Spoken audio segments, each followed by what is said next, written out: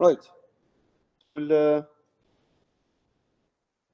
as I said, so we'll cover. We start, as you can see from this lecture, we have two parts. So the first part is about pointers, and then we'll move to bit manipulation.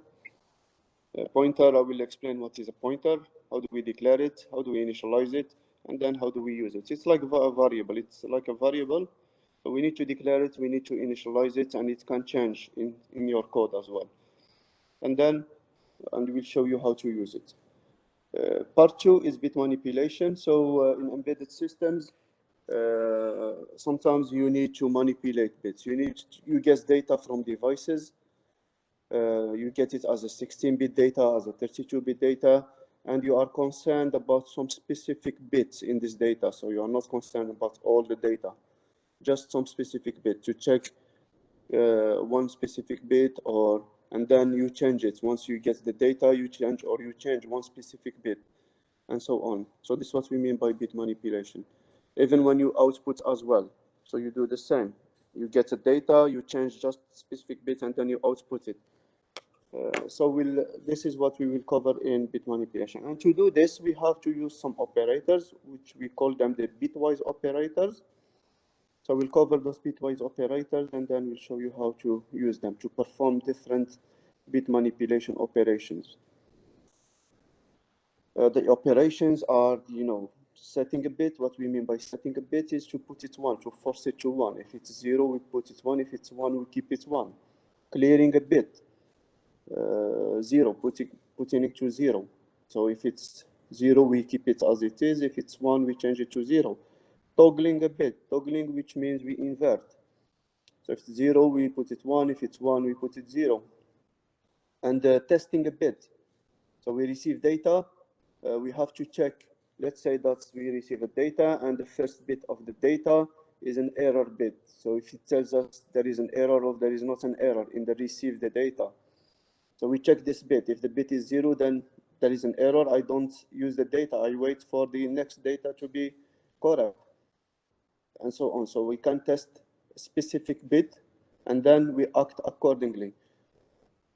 And of course, we can use shift operators as well to manipulate data, to move the bits, to change the position of the bit, which we may need to do as well in embedded system. We will do some examples later on and in the tutorial, and you will see the benefits of bit manipulation.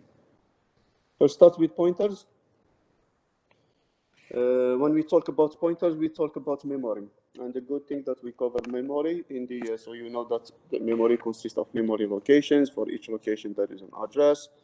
And as I explained in the beginning of this course, when we declare a variable in C, so for example, we say char x equal 5, when you compile, there will be memory location reserved for x. So this will be reserved for x, and x will be stored here, 5. And this is what we will be used during the execution of your program. So this is memory, data, memory. Whenever we change the content of x in my code, if I change it to x to 100, there will be a write operation, and this 5 will become 100, and so on. So this memory location is reserved for x, and this is what will be used.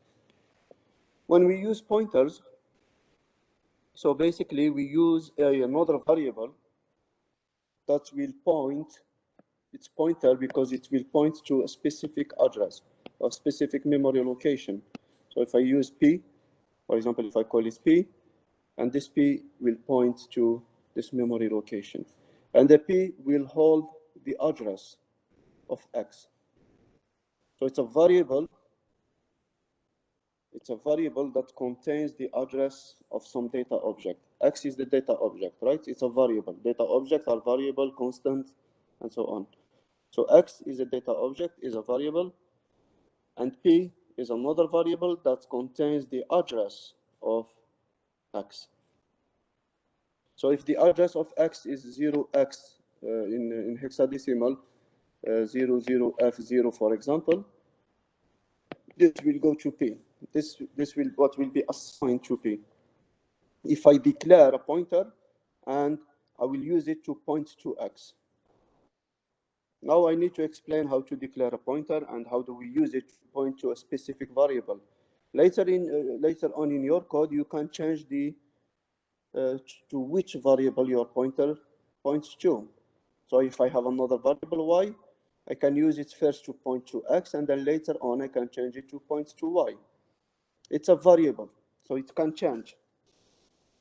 So which means we will change the address that this p will hold.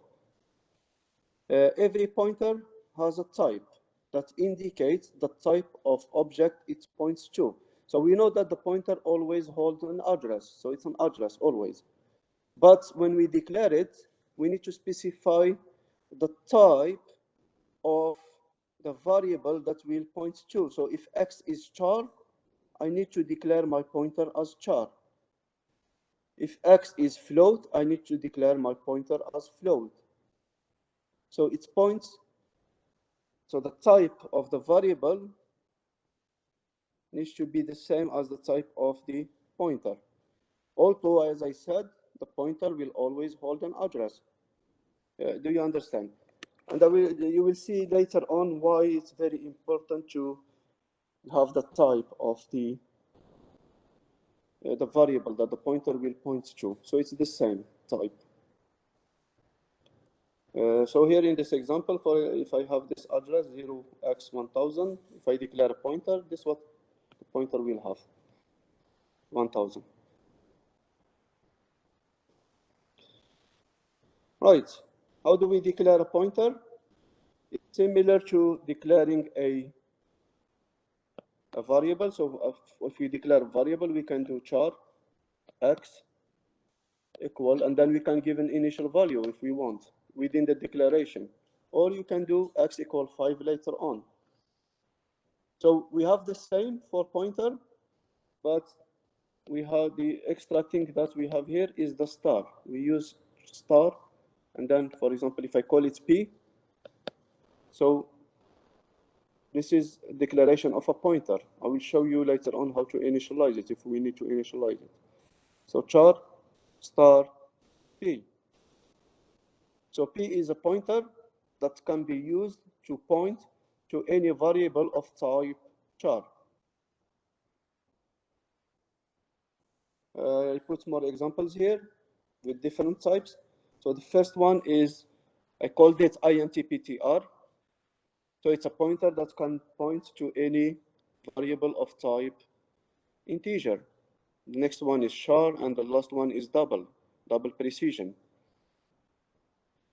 Floating point, yeah? Double is double precision floating point. This is how we declare it. Is this clear? I think it's very simple. It's just a normal variable, but we use a star. This makes the difference between a normal variable and a pointer. Now, how do we initialize it, or how do we give it an address to say I want this pointer to point to this specific variable?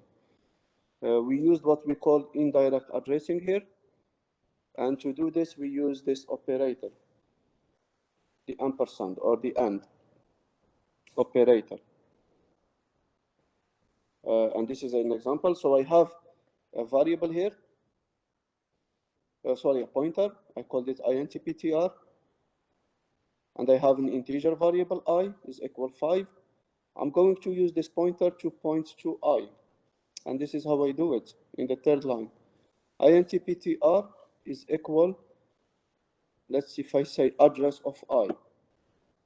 This will point to I. Is this clear?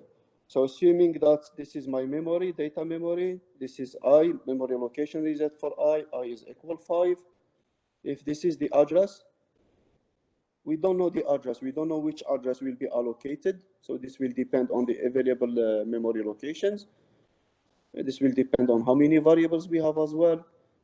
So we don't know. And again, the address itself, the value of the address itself is not important. As designers, as embedded system designers, it's not really important to know the address, as long as we know that the pointer points to the specific variable. and you will see this later on. You can even display the address. You can know the exact address, but this information is not really important. And you will see this later on. What is important is to know to which variable the pointer is pointing to.